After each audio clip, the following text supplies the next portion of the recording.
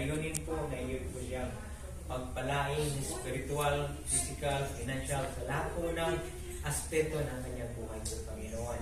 Maraming salamat po, Panginoon, sa nakaraang taon sa kanyang buhay na pinagpapala niyo po siya at iniingatan, Panginoon. And this year, we are praying and claiming, Lord, that more blessings ang darating po at ibubuhos mo sa kanyang buhay po, Panginoon. Father God, salamat po sa aming kapatid na ito.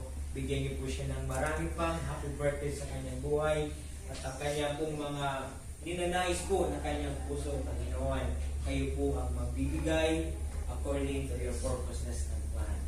Maraming salamat po, Panginoon, sa kanyang buhay and we thank you for saying our prayer in Jesus' name. Amen. Amen.